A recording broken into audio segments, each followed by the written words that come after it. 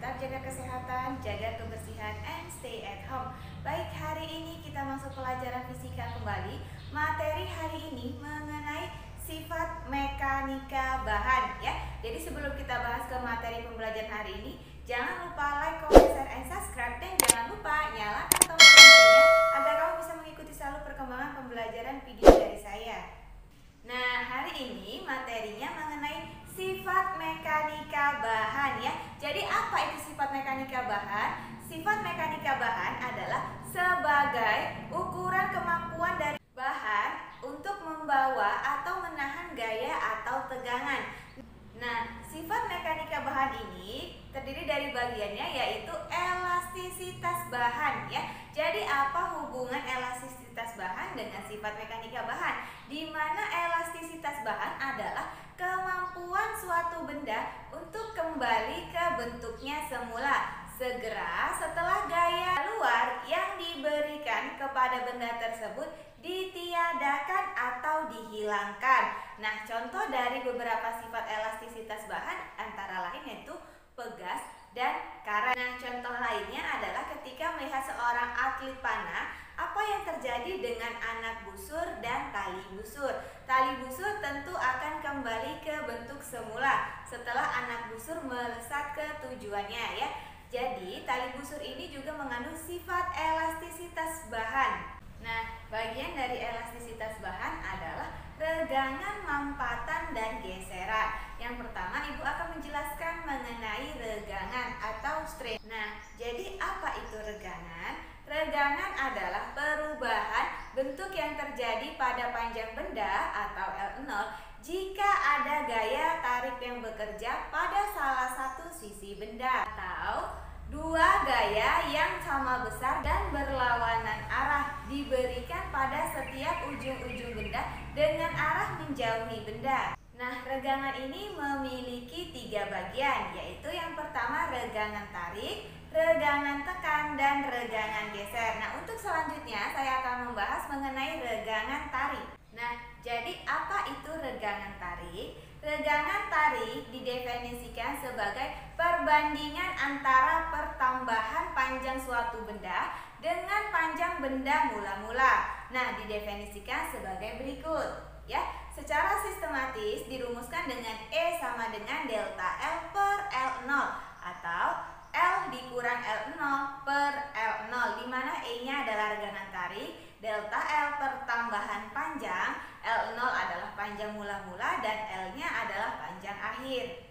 Baik, kita lanjut ke yang kedua, yaitu regangan tekan. Nah, regangan tekan ini terjadi apabila suatu benda diberikan gaya tekan. Nah, rumus regangan tekan ini sama dengan yang dipakai dengan regangan tarik. Hanya benda pada perubahan panjang, yaitu negatif untuk yang regangan tekan atau untuk yang gaya tekan. Nah, didefinisikan sebagai berikut, yaitu E sama dengan delta L per L0. Nah, kita lanjut yang ketiga, yaitu tentang regangan geser. Nah, jadi apa itu regangan geser? Regangan geser adalah perbandingan antara besar pergeseran X terhadap ketinggian bidang geser atau H, di mana didefinisikan secara sistematis rumusnya adalah ya, gamma sama dengan delta X per H.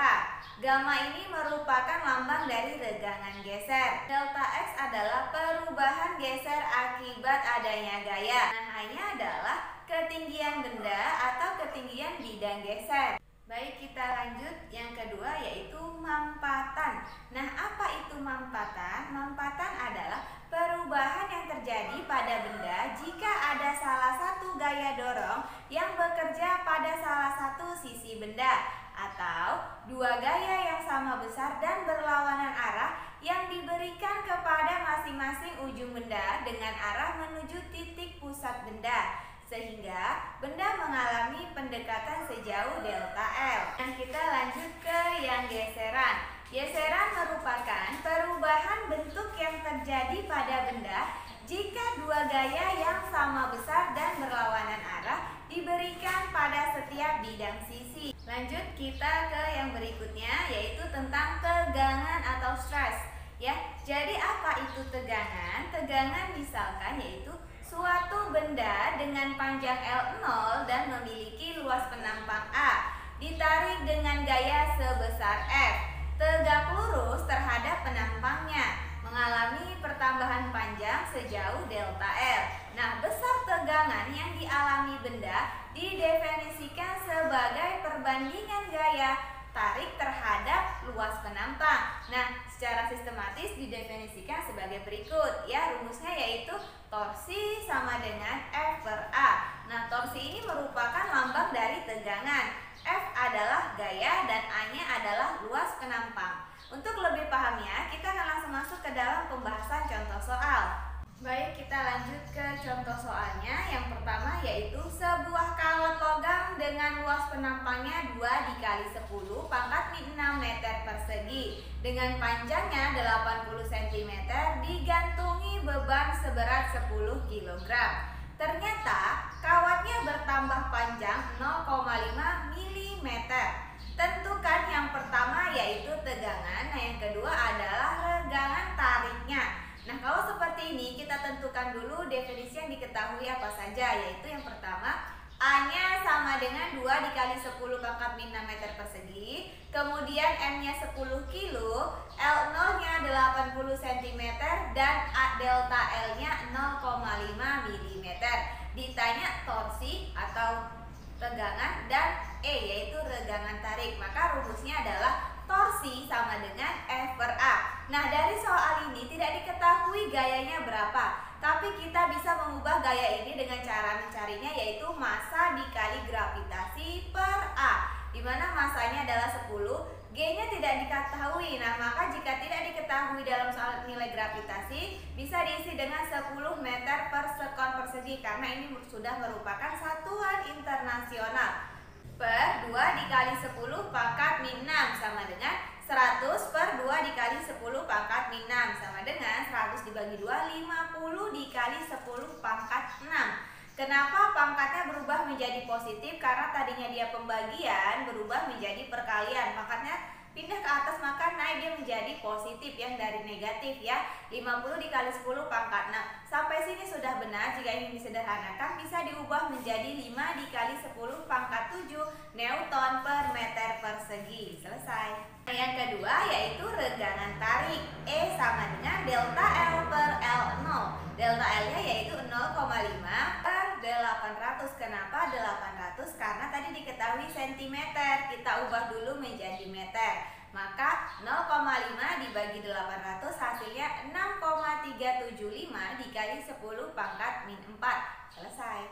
Baik, kita lanjut ke contoh yang kedua, di mana contohnya adalah sebuah kubus yang luas penampangnya 4 meter persegi ditarik oleh gaya sebesar 10 Newton sehingga kubus bergeser sejauh 3 meter.